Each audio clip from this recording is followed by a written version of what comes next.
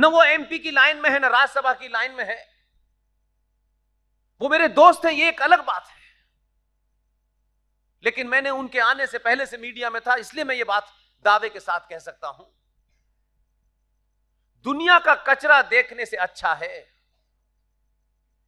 कि जो आदमी खुल करके टेलीविजन पे अगर ये कह सकता है, कहने की हिम्मत कर रहा है और रोज सुबह सुबह कह रहा है इट्स ए इस्लामिक आतंकवाद, तो आपको कहने से क्यों डर लगता है? ये जो इजराइल में जो झगड़ा हो रहा है, ये कोई दो सभ्यताओं का मामला नहीं है, तो दो देशों का युद्ध नहीं है। ये युद्ध फौजें नहीं लड़ रही। ये इससे भी पहले का है, जब वो किताब आसमान से बिना कॉरियर के नीचे आई थी, उससे पहले का है। इसलिए दुनिया की कहानियां बताई जा रही हैं।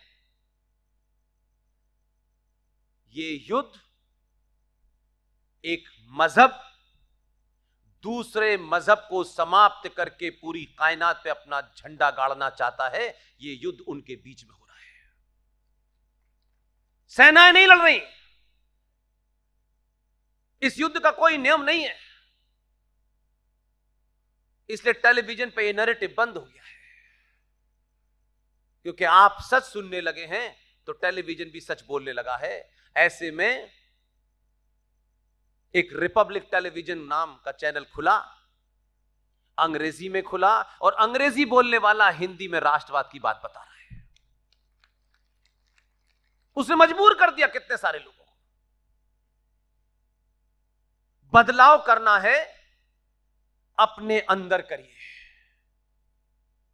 अपने अंदर से पहली सबसे बड़ी उसकी स्टेप है कि अपने होने पे गर्व कीजिए। फटा कपड़ा है तो कोई फर्क नहीं पड़ता, आप एक कमरे के मकान में रह रहे हैं तो कोई फर्क नहीं पड़ता, क्योंकि एक कमरे के मकान में रहने वाले का युद्ध जब होगा तो उसे कमरा छोड़ने की चिंता नहीं होगी। जो 15 कमरे के मकान में रह रहे हैं उनकी चिंता होगी कि राष्ट्र बचाएं या मकान बचाएं।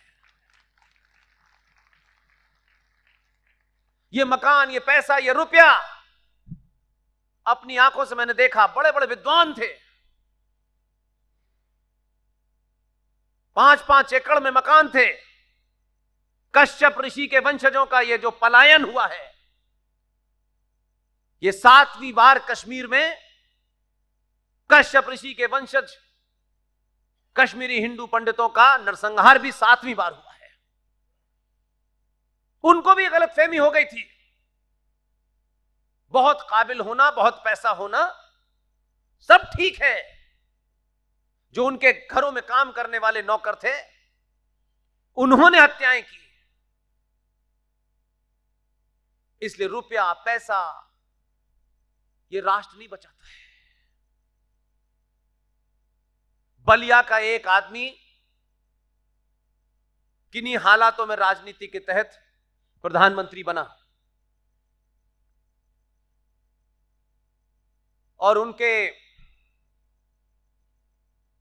जो लोग उनको सहारा दे रहे थे, उन्होंने अपने स्वार्थों से वो समर्थन वापस ले लिया।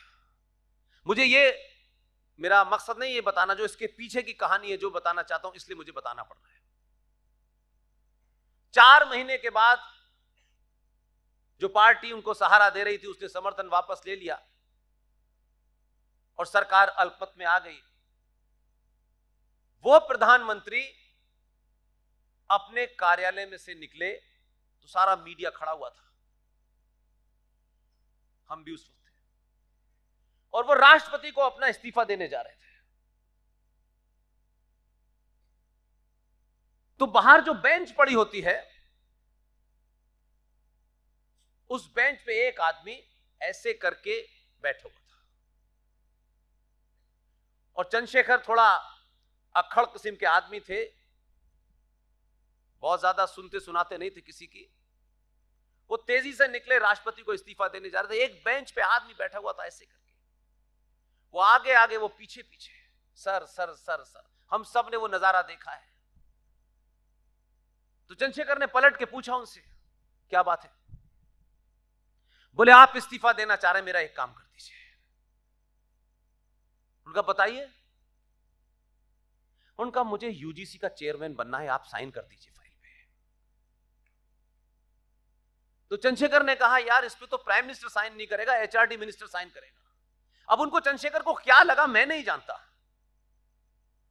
वो बेचारे रुक गए और बोले एचआरडी मिनिस्टर को बुलाओ।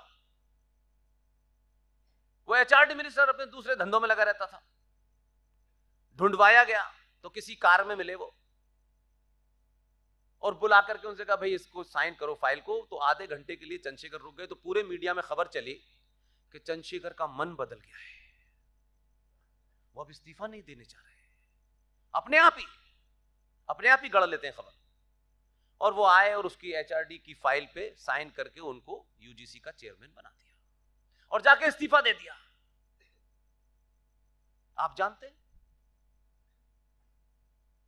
जो उकड़ू बैठा हुआ था यूं करके आदमी, प्रधानमंत्री के पीछे पीछे भाग रहा था, जिसे अपनी डिग्रियों पे बड़ा घमंड था, वही आदमी मनमोहन सिंह निकला।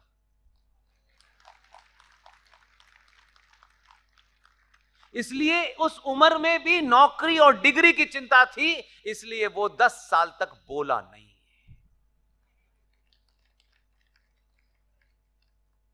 इसलिए मैं आज भी लाल बहादुर का शास्त्री जी का सफर देखा होगा आपने, कितना कम समय था। कोई ऐसा नहीं था, नाना नानी पिताजी सभी उस घर में भारत रत्न पैदा हुए थे। अगर आपको एक दिन का भी समय मिले जीवन में और आपको लगता हो कि सब कुछ मेरा समाप्त हो जाएगा लेकिन यह काम कोई नहीं कर सकता, उस सब कुछ के खत्म होने की चिंता मत कीजिएगा, उसको कर दीजिएगा। आप उस सब कुछ के बावजूद भी नहीं जाने जाएंगे, लेकिन आप चले जाएंगे, बरसों तक आप लोगों के दिलों में बसेंगे।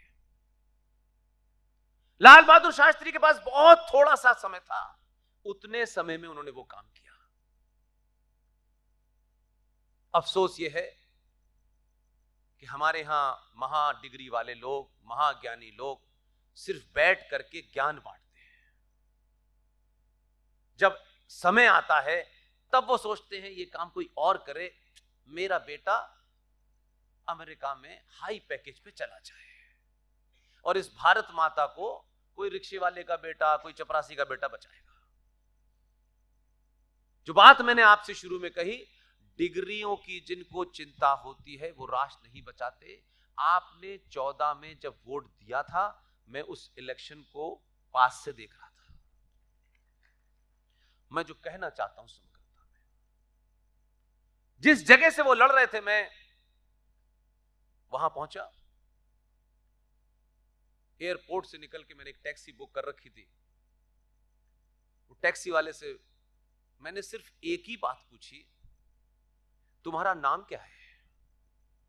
तो उसने कहा मेरा नाम सुरेश है।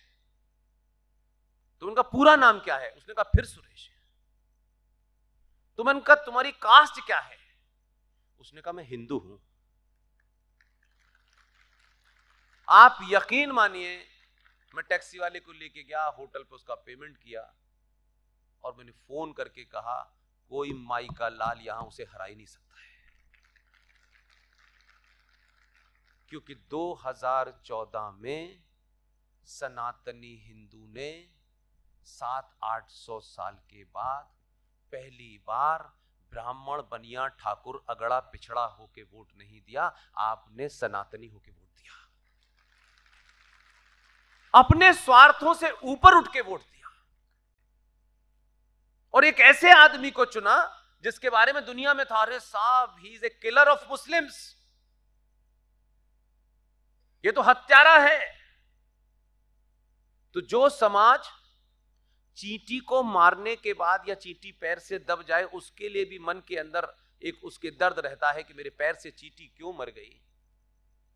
जब उस समाज ने अपना हीरो उस आदमी को चुना जिस आदमी को 2002 में उसी भाषा में जवाब देना आता था, तो आपने उसे अपना हीरो चुना। और यही एक वो टिकिंग पॉइंट था कि दुनिया को समझ में आ गया कि ये सनातनी अपोलोजिस्टिक नहीं है। अगर इसको लगता है कि यही हमारा इलाज कर सकता है तो ना इसने जाति देखी, न सवाल पूछा और बहुमत दे दिया।